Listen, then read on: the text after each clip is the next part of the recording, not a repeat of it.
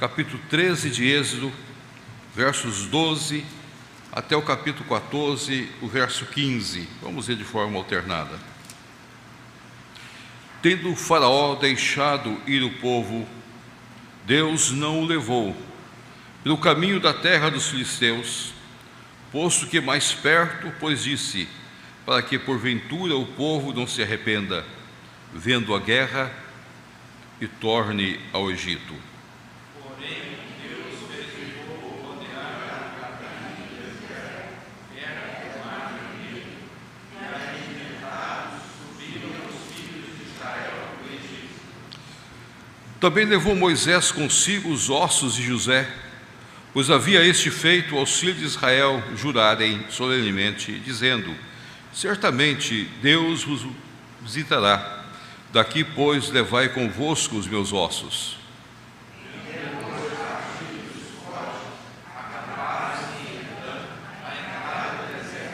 O Senhor ia diante deles durante o dia numa coluna de nuvem para os guiar pelo caminho, durante a noite numa coluna de fogo para os alumiar, a fim de que caminhassem de dia e de noite.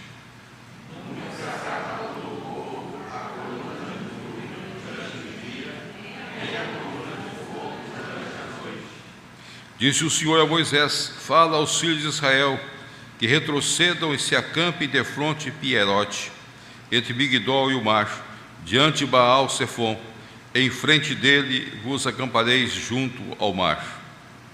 Então Faraó dirá aos filhos de Israel, que estão desorientados na terra, o deserto se encerrou. Endurecerei o coração de Faraó para que os persiga, e serei glorificado em Faraó, e em todo o seu exército saberão os egípcios que eu sou o Senhor. Assim o fizeram.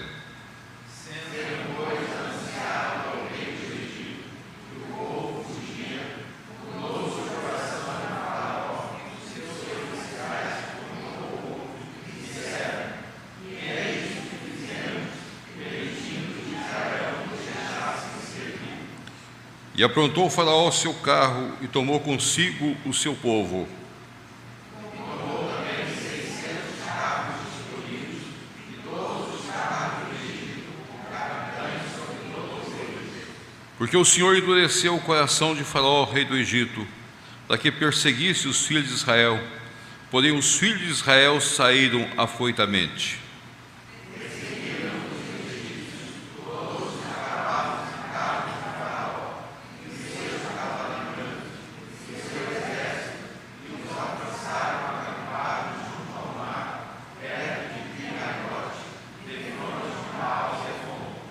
E chegando Faraó aos filhos de Israel, levantaram os olhos, e eis que os egípcios vinham atrás deles, e temeram muito. Então os filhos de Israel clamaram ao Senhor.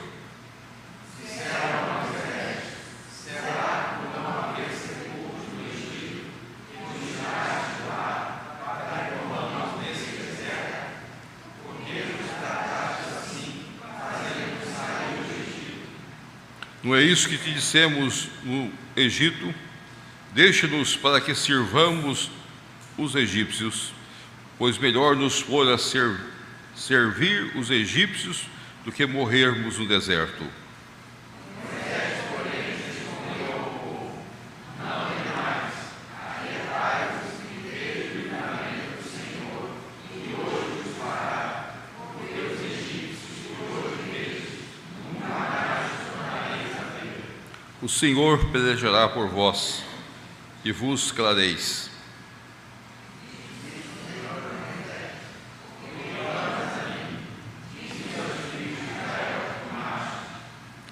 Fala, Senhor, ao nosso coração, fala, Senhor, às nossas vidas nesta manhã. Transmita a nós o teu ensino sagrado para que nós possamos compreendê-lo e aplicá-lo às nossas vidas. Nesse momento de gratidão, de louvor e de honra diante do Senhor. Gratidão por tudo, pela entrada triunfal de Jesus em Jerusalém, pela morte de Jesus Cristo na cruz do Calvário, pela ressurreição do nosso Senhor Jesus Cristo. Gratidão por cada ato das nossas vidas, por cada momento da vida de nossas igrejas, tudo para a glória, para a honra e louvor do Teu nome. Nós Te louvamos, Senhor, por 55 anos de história dessa igreja, em nome do Teu Filho Jesus. Amém. Amém. Meus amados, quando nós olhamos para o governo soberano de Deus sobre todas as coisas, nós podemos compreender que Deus de fato governa todas as coisas. Isso faz parte da providência de Deus. Deus dirige tudo de acordo com a sua vontade soberana, e Deus orienta tudo de acordo com o seu querer soberano. E eu escolhi esse texto porque esse texto traz duas questões básicas para nós. De um lado, Deus governando Israel para que eles pudessem caminhar, sair do Egito e ir para a terra prometida, e ao mesmo tempo Deus dirigindo o exército de Faraó para que pudesse vir a perseguir Israel. É difícil para nós compreendermos que o mesmo Deus que é soberano nas nossas vidas é também o Deus que levanta àqueles que hão de nos perseguir, a sua graça soberana. E por isso então nós podemos compreender a grandeza de toda a gratidão, porque a gratidão não envolve somente os momentos felizes da nossa vida. A gratidão também envolve aqueles momentos de crise, de lutas, de dificuldades. Nós não podemos dizer que nós somos gratos porque agora nós passamos e estamos passando a pandemia. Nós temos de olhar para trás e dizer: Senhor, eu sou grato também pela pandemia, por aqueles momentos da pandemia onde o Senhor, pela sua graça e pelo seu poder, sustentou as nossas vidas. Eu sou grato, Senhor, por tudo aquilo que aconteceu. É difícil para nós expressarmos isso, porque nós achamos que a gratidão deve envolver somente o triunfo, e não as crises, não as lutas, não os problemas. O texto que nós escolhemos chama-nos a atenção para isso, para essa história de Israel, para esse momento diferente da história de Israel. Eu gostaria que você pudesse compreender que aqui nesse texto sagrado, de fato, nós temos o Deus da aliança. Toda a nossa gratidão é ao Deus da aliança, em Cristo Jesus, o nosso Senhor. Se os irmãos quiserem examinar, poderão olhar de forma bem clara. Vocês vão encontrar que no verso de número 21, no verso de número 1 do capítulo 14, no verso 4 do mesmo capítulo 14, no verso de número 8 do mesmo capítulo 14, no verso 10 do capítulo 14, e depois no verso 14 e 15 do mesmo capítulo, sempre aparece a palavra Senhor, numa caixa alta. O que significa isso? Significa que aqui era o nome de Deus, o nome particular de Deus. Não era simplesmente usar o nome de Deus de forma aleatória, mas era o Deus do seu povo, o Deus de Israel, o Deus de Abraão, o Deus de Isaque, o Deus de Jacó, o Deus da aliança. No Novo Testamento, nós olhamos na perspectiva da pessoa de Jesus Cristo, o Deus da aliança que fez conosco a aliança eterna, está na pessoa de Jesus Cristo. O texto de Efésios que nós lemos hoje é o texto que mostra toda esta aliança que Deus fez conosco, ao ponto de ser o Deus Criador, de ser o Deus que levanta todas as coisas, o Deus que envia seu Filho Jesus para nos resgatar, para morrer na cruz do Calvário e para nos tirar e nos dar nova oportunidade. Mas quem aplica isso em nós? O Espírito Santo de Deus. É o Espírito que sela, é o Espírito que mostra para nós que nós somos parte do povo do Senhor. Ele que nos justifica.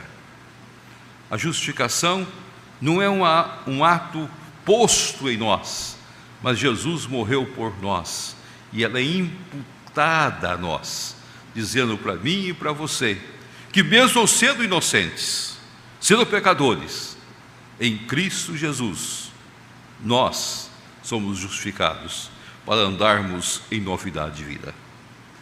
Mas quando nós olhamos nesse aspecto, nós vamos compreender que o Deus da aliança é que conduz o seu povo.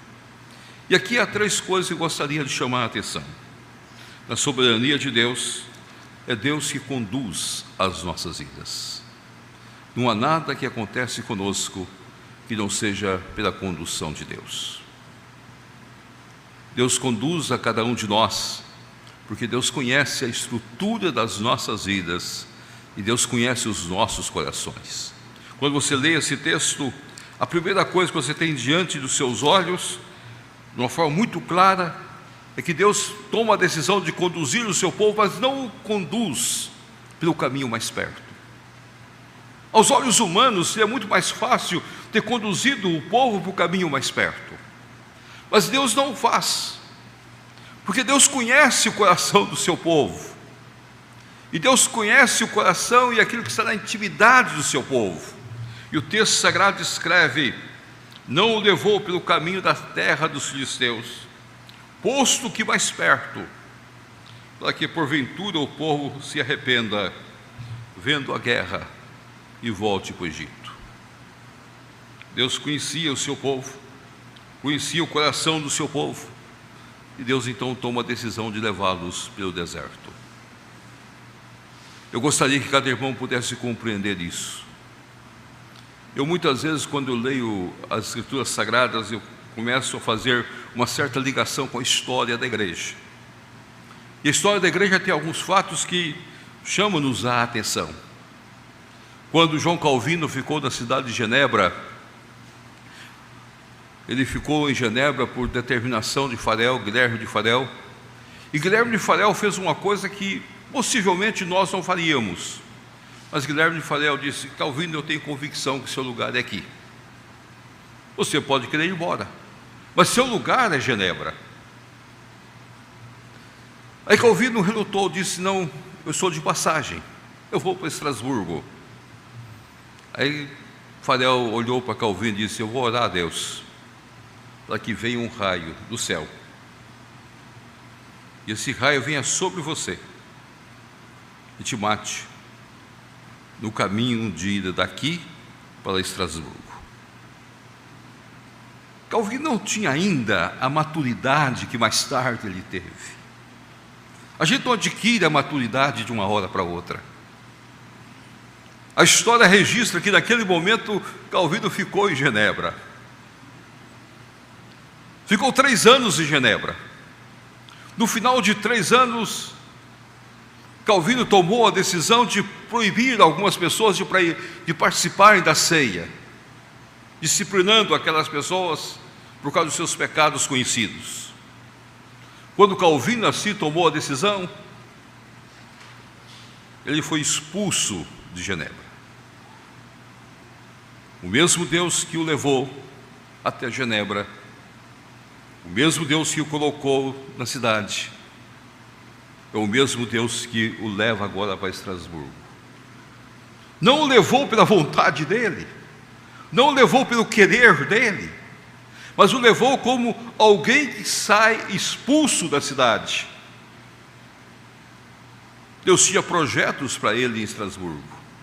Lá ele poderia estudar mais, amadurecer suas ideias.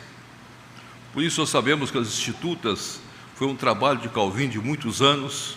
Ele fez e refez as Institutas. Não foi um trabalho simplesmente pegou e escreveu em um momento só. Ele fez várias versões das Institutas, à medida que ia amadurecendo, à medida que ia crescendo, ia entendendo a graça. Por isso que a doutrina principal de Calvino é a soberania de Deus. Lá em Estrasburgo ele tinha esposa para ele. Lá ele pôde se casar. E ele fica 3 anos em Estrasburgo. Depois de 3 anos, a igreja de Genebra sente a necessidade de Calvino e manda chamá-lo de volta. E Calvino reluta: voltar para o lugar que eu fui expulso. E da igreja, ao convidar Calvino, faz uma recomendação: nós queremos você, mas Guilherme de Farel nós não queremos. Não traga Farel mais. Calvino escreve para Farel: Farel, a situação é esta, o que você acha que eu devo fazer? E novamente Farel atua dizendo: Calvino, seu lugar é em Genebra, você tem de ir para Genebra, a sua vida está em Genebra. E ele reluta, mas volta para Genebra e reinicia o seu ministério, que vai até o final da sua vida. É a mesma coisa aqui. Deus conduz o seu povo para experiências diferentes, como Deus conduz as nossas vidas para experiências diferentes. E nós muitas vezes não compreendemos como que o governo soberano de Deus atua, como que o governo de Deus trabalha, mesmo nas nossas crises, nas nossas lutas, nas nossas dificuldades. Aqui Israel é levado e é colocado em um lugar sem saída, Pierote. Não havia saída para o mar, não havia embarcações para levar, não era um porto. E Deus os leva para aquele lugar, os coloca diante daquele dilema. Mas Deus, ao conduzir este povo, se fez presente na vida deste povo. É interessante que você olha para esse texto, Deus conduzindo pelo deserto, Deus levanta uma nuvem, porque não dava para caminhar no deserto no calor do dia. O sol destrói qualquer pessoa que tenta passar pelo deserto. E era uma multidão de pessoas. E Deus levanta a nuvem. Eu brinco que Deus levantou o ar refrigerante, o ar condicionado no deserto, para que o povo pudesse caminhar tranquilo. Mas o deserto à noite é frio. De dia, um calor. À noite é frio. Aí Deus levantou a coluna de fogo, que não é só para iluminar o povo, é também para aquecer o povo. Deus cuidando dos detalhes. Deus cuida dos detalhes das nossas vidas. Mesmo nas crises, Deus cuida dos detalhes. Possivelmente algum irmão pode lembrar do período da Covid, esses 2 anos, mesmo Deus permitindo que as nossas igrejas passassem por um momento de quase ficarem fechadas, em alguns lugares ficaram fechadas, mas aí Deus levantou outra maneira de nós continuarmos trabalhando com a mídia. Deus foi cuidando de nós, momento após momento, situação após situação. É o Deus que cuida de todas as coisas e cuida dos detalhes. É o Deus conosco, é o Emmanuel no Novo Testamento, é Jesus Cristo, que está ao nosso lado, que chora conosco, que sente as nossas dores, mas ao mesmo tempo nos repreende quando precisa repreender. E cuida das nossas famílias, dos nossos lares, nas dificuldades, nas lutas e nos problemas diários. Mas do outro lado levanta o exército. E agora Deus levanta Faraó. E Deus, ao levantar Faraó, Deus faz com que Faraó persiga o seu povo. E este povo então está numa situação difícil. De um lado está o mar, do outro lado vem Faraó com todo o seu exército. E eles levantam um clamor diante do Senhor. Então a primeira coisa que eu gostaria de deixar bem claro para os irmãos: Deus é que nos conduz na sua soberania. A segunda coisa, Deus é o que permite a nós falarmos a Ele. Na soberania de Deus, nós podemos abrir o nosso coração diante de Deus, sem medo, sem reservas. Há muitos crentes que pensam que precisam construir frases para falar com Deus, construir orações para conversar com Deus. Mas a ideia bíblica é que nós podemos abrir o nosso coração diante de Deus.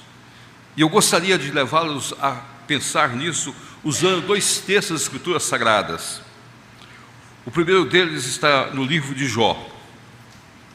Quando Jó perdeu tudo, perdeu seus filhos, perdeu seus bens, perdeu a sua saúde, ficou num estado de amargura profunda. E se os irmãos olharem, vão compreender que Deus é que conduziu Jó nessa situação. Foi Deus que permitiu a Satanás atuar nos bens de Jó, atuar na família de Jó, atuar na saúde de Jó. Deus é que permitiu todo este drama. É uma situação dramática, é um filme dramático para nós compreendermos como Deus, a sua graça, trabalha em todas as coisas. Mas eu gostaria que o irmão olhasse como Deus permitiu que Jó falasse com ele. O capítulo 3, eu gostaria de ler algumas porções.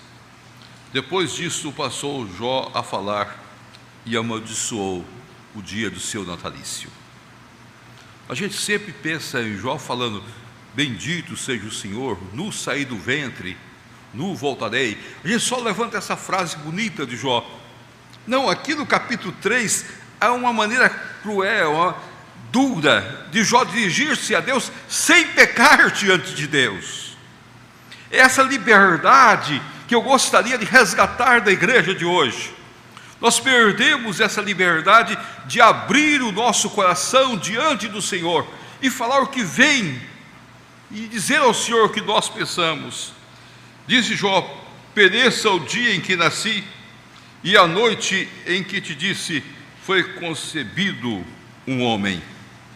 Converta-se aquele dia em trevas e Deus lá de cima não tenha cuidado dele, nem resplandeça sobre ele a luz. Reclamo-no as trevas e a sombra de morte, habitem sobre ele nuvens, espante-o tudo que pode enegrecer o dia, aquela noite que dela se apoderem densas trevas, não se regozije ela entre os dias do ano, não entre na conta dos meses. Eu gostaria que os irmãos agora olhassem o verso 16. Ou, como aborto oculto, eu não existiria, como criança que nunca viram a luz. Verso 24: porque em vez do meu pão me vêm gemidos, e os meus lamentos se derramam como água. Jó abriu o seu coração. Numa linguagem bem popular, o que Jó fez, ele abriu a caixa de ferramentas diante de Deus. Senhor, eu não aguento mais. Essa é a liberdade que nós temos com Deus. E nós muitas vezes temos perdido isso. O Deus que é soberano é o Deus que permite a eu e a você falarmos livremente, com toda a liberdade, abrir nosso coração e dizer para Deus todas as coisas. E eu gostaria de usar outro exemplo, agora no livro do profeta Jeremias, no capítulo 20. Pode ser que o meu irmão vai pensar, mas como um texto desse tão difícil de ser compreendido, ser aceito? A partir do verso 14 do livro de Jeremias, Jeremias 20, a partir do verso 14. Maldito o dia em que nasci, é a mesma linguagem de Jó. Não seja bendito o dia que me deu à luz minha mãe. Maldito o homem que deu as novas a meu pai, dizendo: nasceu-te um filho, alegrando-o com isso grandemente. Seja esse homem como as cidades que o Senhor, sem ter compaixão, destruiu. Ouça ele clamor pela manhã e ao meio-dia larido. Porque não me matou Deus no ventre materno? Porque minha mãe não foi para mim sepultura, ou não permaneceu grávida perpetuamente? Porque saí do ventre materno tão somente para ver trabalho e tristeza, e para que se consumam de vergonha os meus dias. Como o Novo Testamento traduz isso para nós? Entra no teu quarto, fecha a porta do teu quarto e fale a Deus em secreto. Essa liberdade é íntima entre eu e Deus. Possivelmente o Leonardo já passou noites de choro, e já fechou no quarto e já falou muitas coisas para Deus. Todos nós já passamos por isso. Há momentos da vida que nós vamos dizer: Senhor, por que aconteceu isso? Há momentos da vida que nós vamos olhar para Deus e falar: Senhor, eu eduquei o meu filho na tua casa, por que o Senhor permitiu que agora ele esteja longe? Traga-o de volta. Eu não criei meu filho para a perdição, mas para a salvação. Traga-o de volta. E muitas vezes nós vamos derramar nossas lágrimas quando as crises vêm sobre as nossas vidas, sobre os nossos lares, sobre nossas famílias. O conforto que nós temos é de orar a Deus, derramar a alma diante de Deus. E nós só podemos fazer isso porque nós temos essa liberdade dada por Deus. Paulo usa uma das expressões mais lindas quando ele escreve aos Filipenses. Depois de descrever todas as suas tribulações da vida e dizer que havia passado por todas as experiências possíveis da vida, escrevendo aos Filipenses, Paulo usa a seguinte expressão, que muitas vezes nós paramos e não compreendemos a grandiosidade da expressão de Paulo: aprendi a viver contente em toda e qualquer circunstância.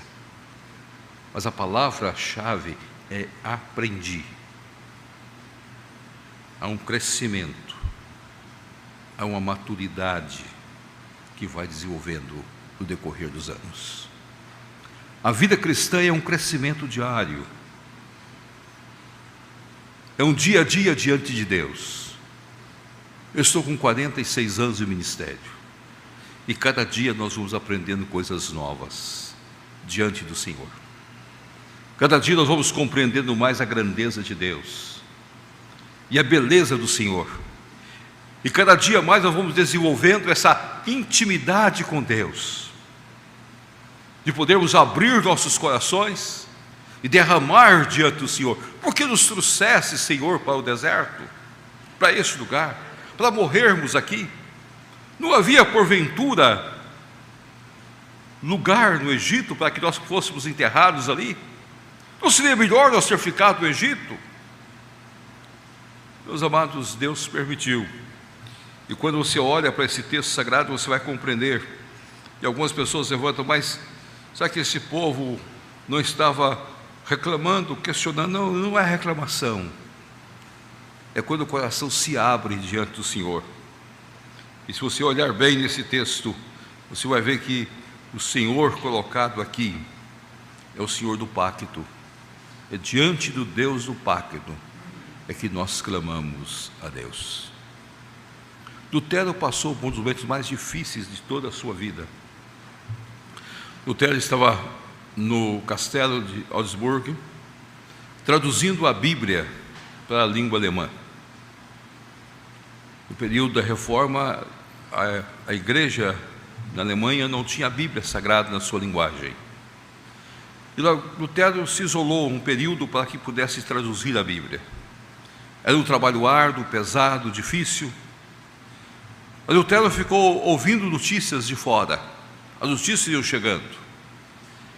E aconteceu que naquele mesmo período levantou-se a guerra dos camponeses, que trouxe consequências difíceis de serem entendidas. Às vezes o próprio grupo reformado matando o seu grupo reformado. De um lado os príncipes, de outro lado aquelas pessoas pobres que exploravam, que cuidavam dos campos. Houve uma revolta muito grande. E Lutero sentiu aquela revolta. Ele entrou numa depressão profunda, parou de trabalhar. A história registra que Lutero não conseguia traduzir nada. Era um momento crucial para Lutero. E um dia pela manhã, sua esposa levantou-se: Catarina, vamos embora. Levantou-se com a roupa cor de luto e foi tomar café os dois. Lutero olhou para a sua esposa e perguntou: quem morreu? Alguém morreu para que você pudesse estar com esta roupa? Alguém ligado a nós morreu nesta hora? E a história registra o seguinte fato, e ela afirma: o teu Deus morreu. O teu Deus morreu, Lutero. Você perdeu a vivacidade. Você perdeu o ânimo. Você perdeu a visão da soberania de Deus. Naquele momento, Lutero renova suas forças. Mas o que é mais belo em tudo isso é a coragem da esposa de dizer para Lutero: o teu Deus morreu. Deus, na sua soberania, permite a nós falarmos a Ele, abrir o nosso coração diante dEle, para a glória dEle e para o louvor dEle.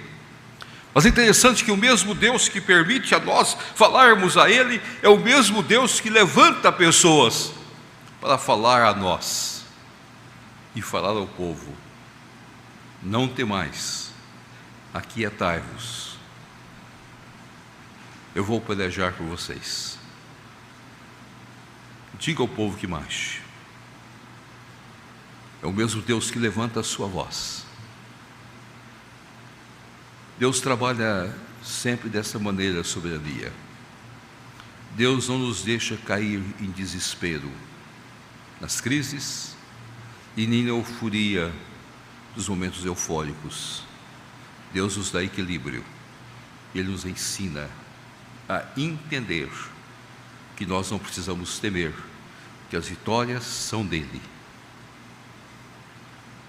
Levante os seus olhos.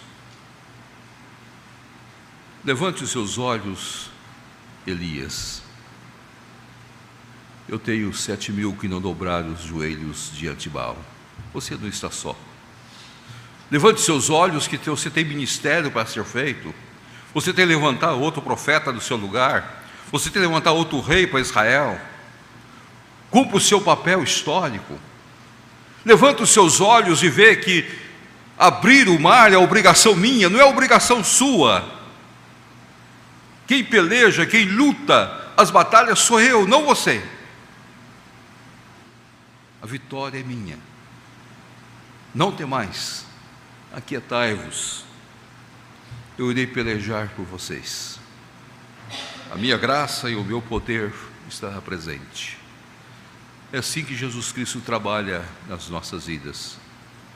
Por isso que Paulo, quando estava no cárcere, cego, sem nenhuma condição, escreveu as suas cartas mais belas e mais profundas. Quando você examina a carta aos Colossenses, escrita do cárcere, as cartas pastorais, quando você para um pouco e pensa que Paulo produziu, nos últimos momentos da sua vida, a carta de triunfo da alegria. A carta mais bela escrita por Paulo foi escrita nos momentos mais cruéis da sua vida. Paulo estava no calabouço, cego, sozinho. Deus, pela sua graça, levantou pessoas que pudessem estar com Paulo, como Epáfras, Epafrodito, pudesse auxiliá-lo, ir até ele. Aristarco. Quando Paulo estava nessa situação, ele escreveu a carta aos Filipenses. E nesta carta Paulo coloca uma das coisas chaves de toda a vida cristã: alegrai-vos. Outra vez digo, alegrai-vos. Perto está o Senhor. Isto é, o Senhor está junto de nós. Jesus Cristo é o Emanuel. Ele entrou, triunfou, morreu, ressuscitou. Ele é o Deus vivo, pela graça e pelo poder de Deus. Ele acompanha as nossas vidas e Ele vibra conosco. Nós estamos começando um novo momento, uma nova história. E é bom que nós entendamos que nesse novo momento Deus está dizendo para nós: eu vou cuidar de você.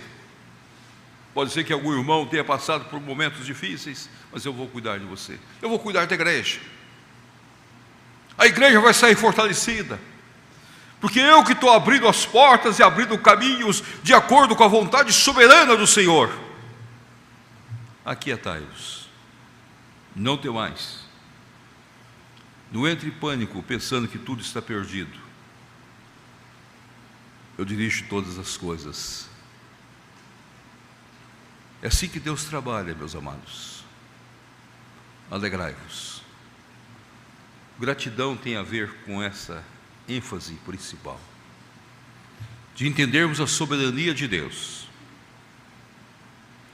O mesmo Deus que dirige as nossas vidas, também é o Deus que permite passarmos por situações. Mas é o mesmo Deus que nos dá a liberdade de falar intimamente com Ele, sem pecarmos. E é o mesmo Deus que nos abraça com um manto de misericórdia e diz para nós: não temais. Marche. Abrir o mar, abrir caminhos, faz parte da minha vida. Que Deus assim nos abençoe e nós possamos sermos gratos a Deus por tudo. Amém. Amém.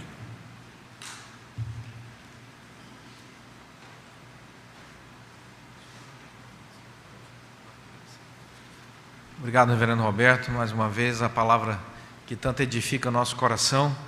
E vamos receber a oração e a bênção pelo reverendo Roberto. Meus amados, eu gostaria de orar pela igreja nesse instante e orar por cada irmão de uma forma muito particular. Então, se você está passando por algum momento difícil, coloque diante de Deus agora a sua vida, os seus, e você possa dizer: Senhor, eu não criei meus filhos para serem perdidos, mas criei para a salvação em Cristo Jesus. Abra seu coração diante de Deus. Eu vou orar com você. Se você quiser levantar a mão onde você está, pode levantar. Nós não vamos pedir ninguém que venha à frente, mas só levante a sua mão e eu estarei orando por você de uma forma muito especial. Ó Pai Celeste, Tu que tocas nos nossos corações, Tu que conhece as nossas vidas, Tu que conhece o interior nosso, nós nos abrimos diante do Senhor nesta manhã, porque cremos que o Senhor é o nosso Deus, em Cristo Jesus, o nosso Salvador, porque temos a liberdade de dizer ao Senhor que passa das nossas vidas, e queremos ouvir do Senhor a palavra de consolo, de esperança, de paz para o dia a dia das nossas vidas. Derrama sobre nós a Tua unção, derrama sobre nós a porção dobrada do Teu Espírito, sustenta os lares da Tua igreja neste momento de pós-pandemia, para que possamos olhar para trás e dizer: Senhor, obrigado, obrigado pelos momentos difíceis que nós passamos. Nós Te damos graças por cada situação que nós vivemos, e obrigado agora porque o Senhor está dirigindo as nossas vidas. Ó Pai, traga os nossos filhos, nossas filhas, traga a nossa família diante do Senhor, faça milagre nas nossas vidas, abre o mar para nós, para que possamos passar em pé enxuto. Ó Pai, que a Tua graça, o Teu poder, que dirige as nossas vidas, esteja cuidando de cada um de nós de forma particular, cuidando das nossas vidas, dos detalhes, não simplesmente numa visão macro, mas numa visão micro, de acordo com a Tua graça, o Teu poder e a Tua misericórdia. Nós entregamos nossas vidas nas Tuas mãos, para a glória, para a honra e louvor do teu nome. Que 55 anos de vida desta igreja, de lutas e batalhas, seus 55 anos de gratidão ao Senhor, para andarmos de acordo com os seus caminhos. E em nome do teu Filho, pela aplicabilidade do Espírito Santo nas nossas vidas, nós possamos sempre compreender a tua vontade. E em nome de Jesus é que oramos. Amém.